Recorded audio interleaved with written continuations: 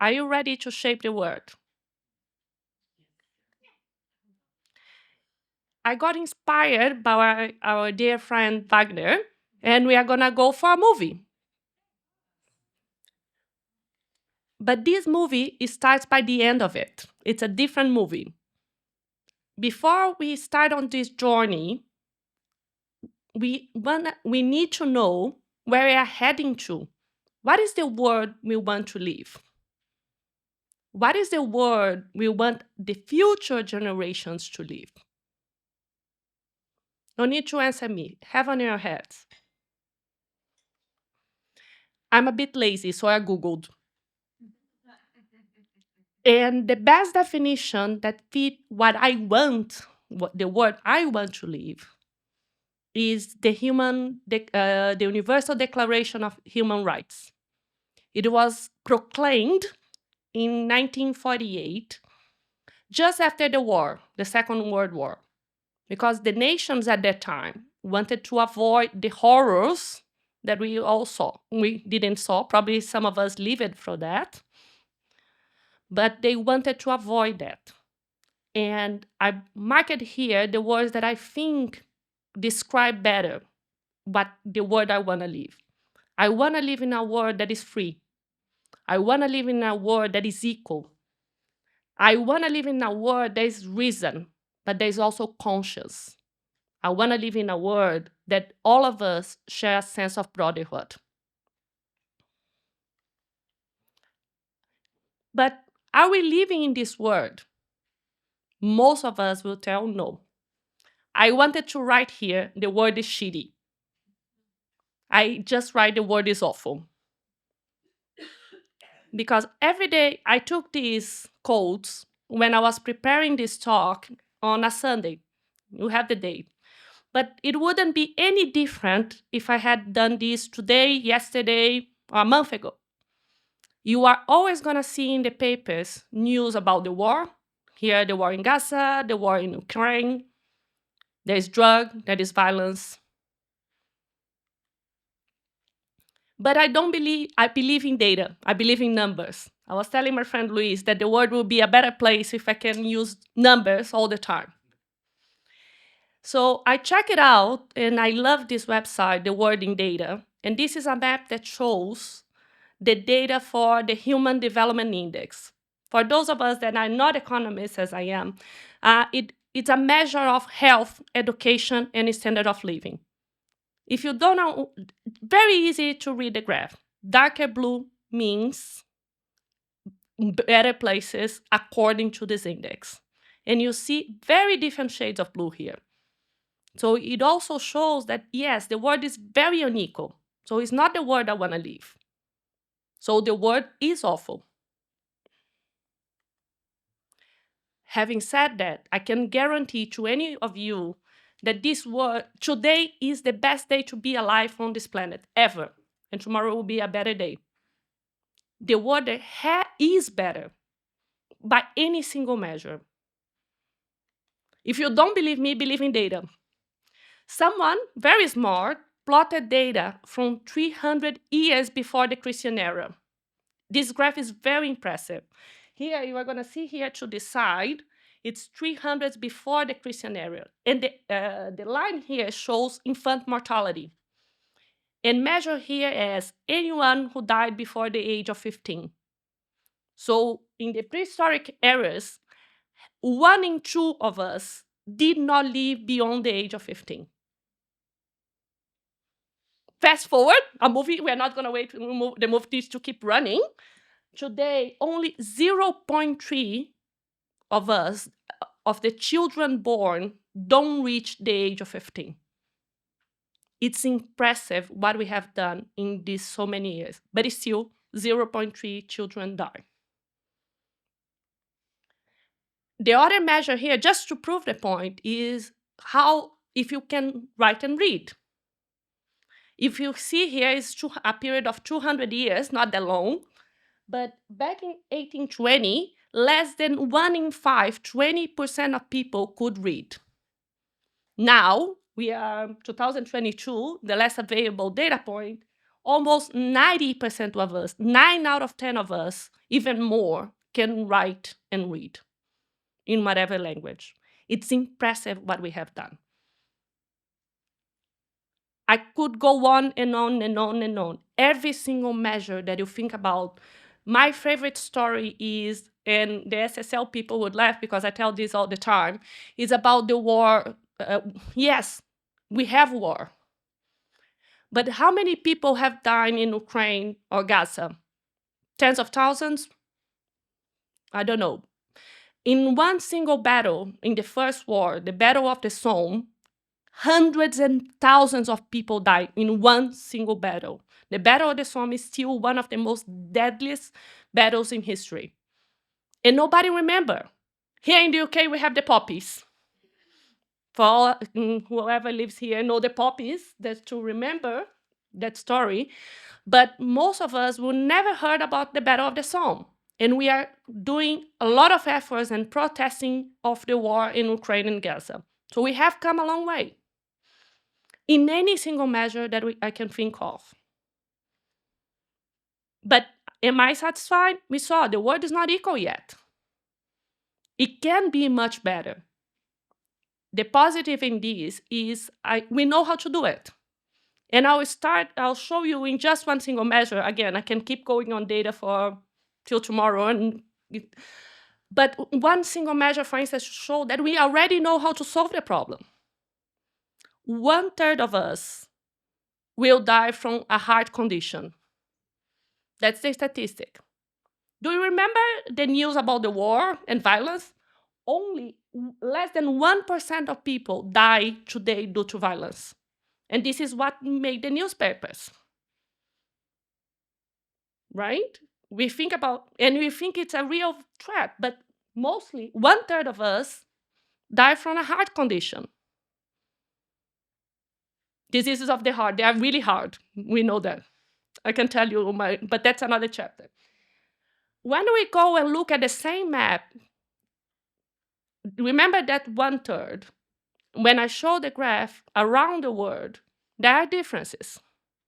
Here in this graph, darker pink means countries that have higher incidence of heart conditions. One of my favorites here, this place here, is Australia. Do you know why Australia has such a low heart rate incidence? They have a very good policy on that tackle smoking issues. So we know how to do it. We know that heart conditions are linked to smoking. We have medicines, we have education, we know how to do it.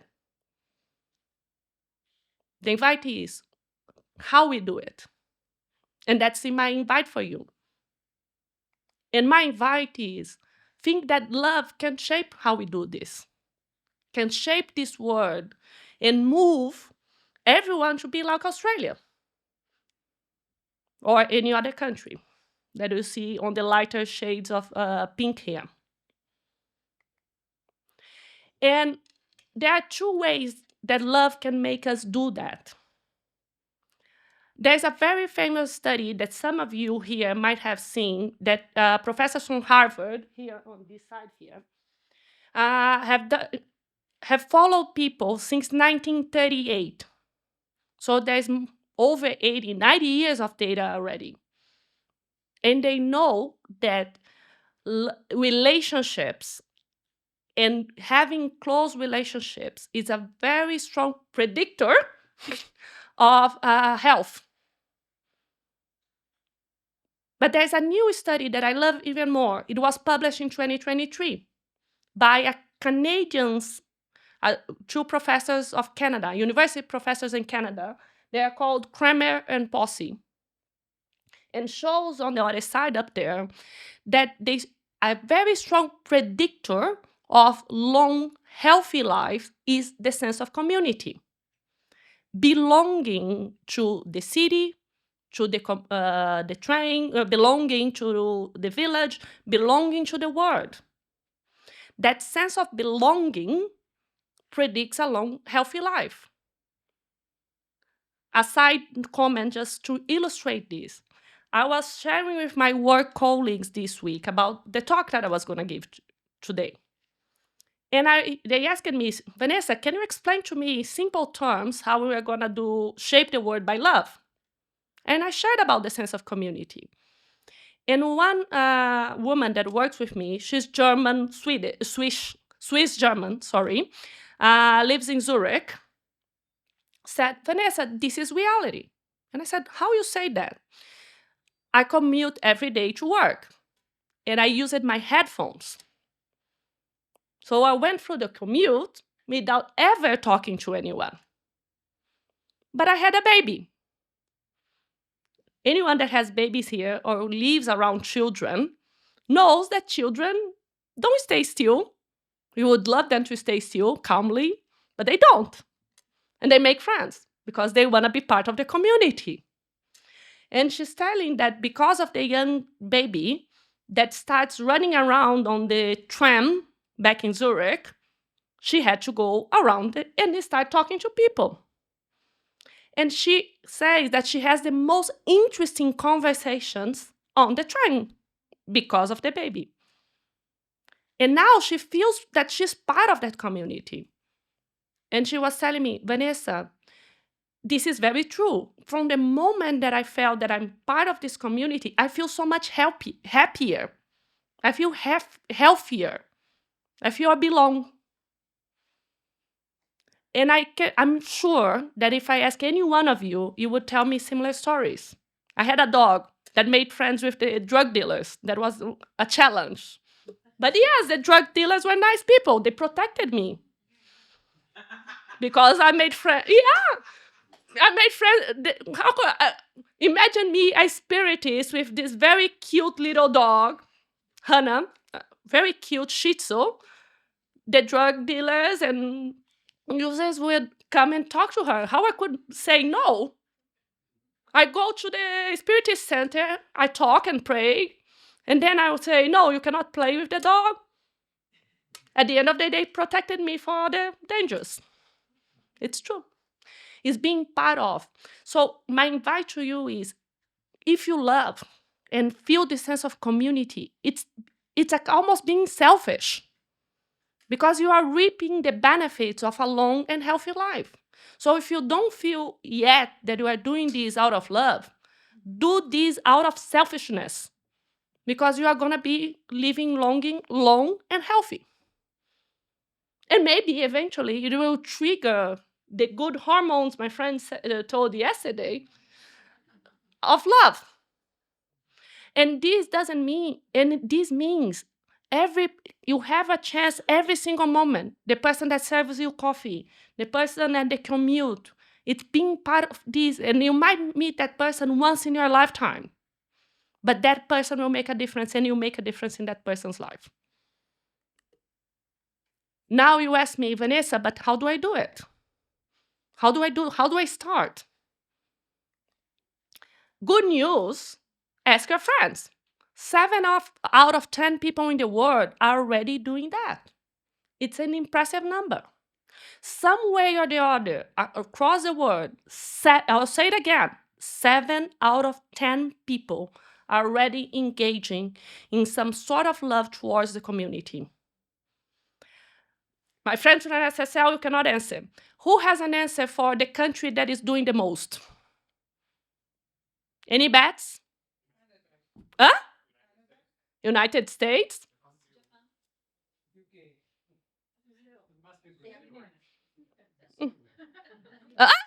She's saying Denmark, right? Nobody would ever guess it. At Indonesia. Indonesia, a very Muslim country. I love Indonesia. I've been there, I don't know how many times. Hindu for Bali.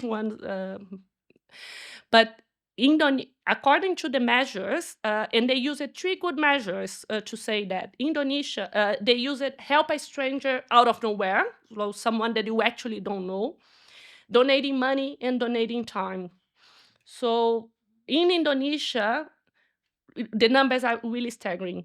Here in the UK is number 12 in the world for the competitive ones. I'll check the mark for you in the United States. We're pretty good here in the UK in donating money, and 1 in 2 or half of us donate, engage and help strangers. But only 1 in 4 are donating efforts. And Val is doing that because we suffer a lot in our spirit centers when we need someone to do volunteering. Brazil is terrible. You say that would be Brazil. Brazil is very down on the list because even though 6 out of 10 Brazilians would help someone on the street, only 1 in 4-ish or 1 in 5 will donate money or volunteer. So we say a lot and we are very friendly, but we don't put in action.